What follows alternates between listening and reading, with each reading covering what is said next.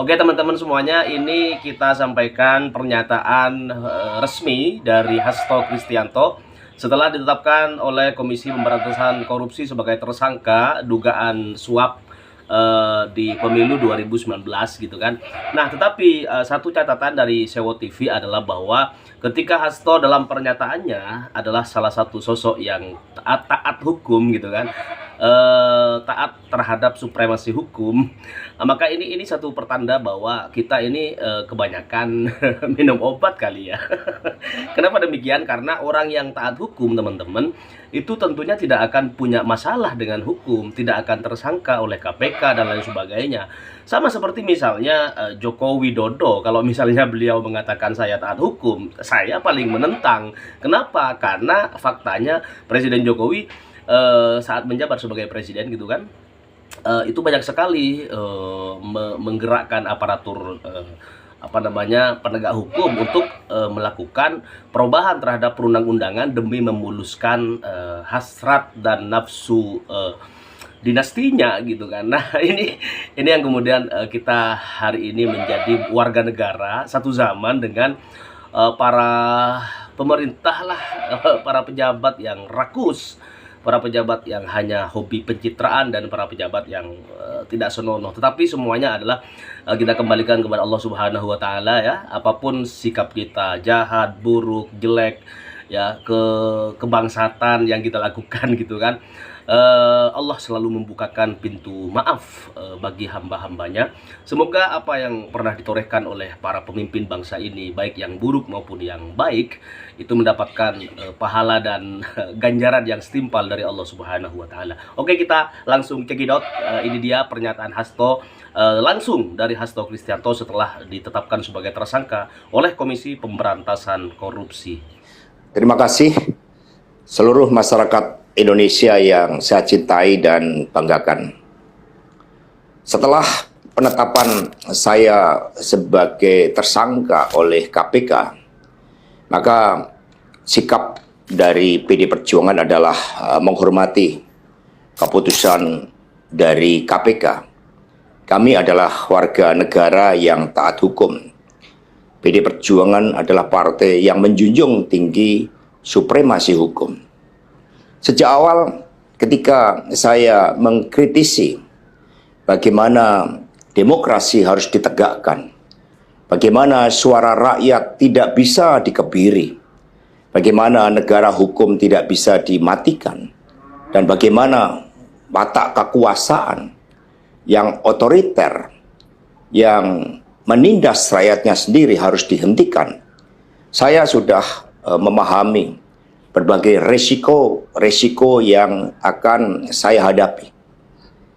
Maka sebagai murid Bung Karno, saya mengikuti apa yang tertulis di dalam buku Cindy Adams ini. Inilah kitab perjuangan saya.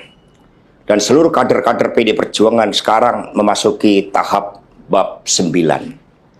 Di mana Bung Karno ketika mendirikan PNI, prinsip yang dipegang adalah non-cooperation. Demi cita-cita Indonesia merdeka, demi rakyat berdaulat, bisa berserikat, berkumpul, dan menyampaikan pendapatnya, maka penjara pun adalah suatu jalan dan bagian dari pengorbanan terhadap cita-cita. Itulah nilai-nilai yang diperjuangkan oleh seluruh kader PD Perjuangan. Ketika muncul berbagai intimidasi agar tidak dilakukan pemecatan terhadap sosok yang memiliki ambisi kekuasaan sehingga konstitusi pun sepertinya mau dilanggar dengan perpanjangan masa jabatan 3 periode ataupun perpanjangan masa jabatan itu. Maka demi konstitusi, Ibu Mega kokoh berdiri menjaga demokrasi. Dan ketika aparat penegak hukum digunakan dengan segala cara untuk melakukan intimidasi, sumber-sumber daya negara digunakan demi kepentingan politik praktis, maka pilihan untuk menghadapi tembok tebal kekuasaan itu wajib dilakukan oleh kader-kader PDI Perjuangan. Karena itulah nilai-nilai yang kami perjuangkan, nilai-nilai demokrasi, nilai-nilai kedaulatan rakyat, dan bagaimana membangun supremasi hukum, hukum yang berkeadilan. Untuk itu, kami tidak akan pernah menyerah. Baik mau digunakan suatu proses intimidasi secara formal maupun dengan cara-cara di luar formal sekalipun, kami sudah menyiapkan risiko-risiko terburuk. Karena sebagaimana dilakukan oleh Bung Karno, masuk penjara adalah bagian dari pengorbanan cita-cita. Untuk itu, jangan pernah takut menyuarakan kebenaran. Kita jaga Partai Demokrasi Indonesia Perjuangan. Kita jaga marwah dari Ketua Umum PD Perjuangan dari berbagai upaya-upaya yang ingin merongrong marwah dan kewibawaan partai hanya karena ambisi kekuasaan. Kita adalah partai yang sah. Karena itulah, sebagaimana kata para kader PNI ketika menghadapi hukuman gantung di Ciamis, hanya gara-gara memegikkan salam merdeka, merdeka, merdeka pada masa Belanda, maka mereka menuju tiang gantungan dengan mulut tersenyum dan kepala tegak. Mari, demi perjuangan terhadap cita-cita, demi nilai-nilai yang kita perjuangkan, risiko apapun siap kita hadapi dengan kepala tegak dan mulut tersenyum. Terima kasih, merdeka! Kenapa isu out-out dan gerakan untuk mengacak-acak PDIP itu belakangan ini cukup santer, dan siapa aktor, siapa otak intelektual, dan siapa figur yang kemudian cukup berani untuk mengacak-acak PDIP itu?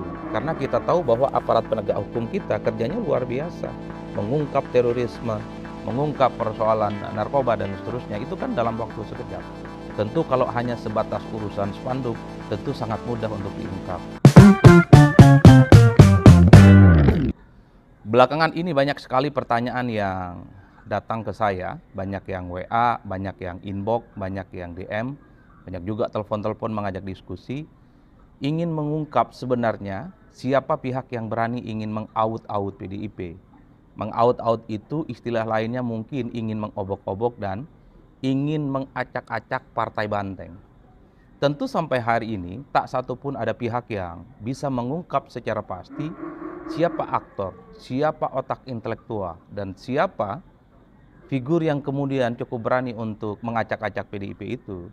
Tapi kalau kita mau mencoba untuk berargumen satu persatu, setidaknya 3 alasan yang kemudian kenapa kemudian PDIP itu ingin di-out-out. Mungkin pertama, sangat terkait dengan posisi politik PDIP yang saat ini kita lihat cukup agresif, selalu lantang menyerang kubu kekuasaan politik, dan sangat agresif.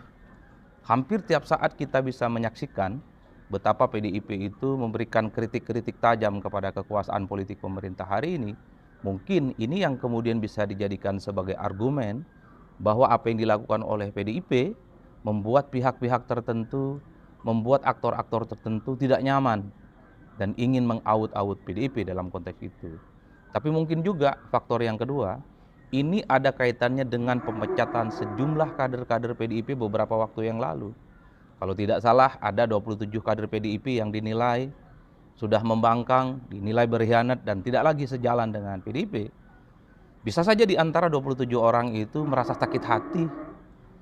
Dia tidak terima dipecat karena mungkin yang dipecat itu dulunya pernah bekerja untuk PDIP, pernah militan dan solid untuk membangun PDIP, termasuk PDIP suaranya itu naik secara signifikan. Salah satu di antaranya adalah mereka yang dipecat itu. Jadi ini yang kemudian bisa menjadi sebab, ya, karena sakit hati, kemudian merasa dikucilkan dan dikeluarkan dari partai, sehingga pihak-pihak itu yang kemudian membuat agitasi dan propaganda dengan adanya upaya-upaya meng-out-out dengan begitu banyak masif serangan kepada PDIP, misalnya melalui baliho dan spanduk-spanduk di tempat yang strategis. Mungkin juga ada kaitannya dengan itu. Entah siapa yang melakukan itu, tentu tidak ada yang bisa memastikan. Atau jangan-jangan memang faktor yang ketiga, ada pihak internal di PDIP yang mungkin ya butuh semacam koreksi terhadap regenerasi kepemimpinan yang ada di PDIP, sehingga pihak internal yang ada di PDIP ini mencoba untuk bekerja sama dengan pihak luar, mencari celah karena tahun depan PDIP itu mau kongres, Sehingga muncul narasi-narasi bahwa kepengurusan yang ada saat ini itu layak untuk dikoreksi dan evaluasi. Nah, 3 faktor itu yang paling mungkin. Kenapa isu out-out dan gerakan untuk mengacak-acak PDIP itu belakangan ini cukup santer dan kemudian cukup agresif ya, disaksikan oleh begitu banyak publik ya. Misalnya begitu banyak spanduk, atribut-atribut lain yang mencoba untuk mendelegitimasi bagaimana kepengurusan PDIP yang saat ini itu dianggap ilegal, dianggap tidak sesuai dengan ADART dan seterusnya dan seterusnya. Secara politik itu sebagai bentuk pembangkangan yang saya kira publik supaya tahu bahwa pengurus PDIP hari ini itu tidak legitimate. Ini yang kemudian menjadi tanda tanya, karena tentu kalau kita mau hitung rata-rata secara umum, mana ada orang yang berani melawan PDIP?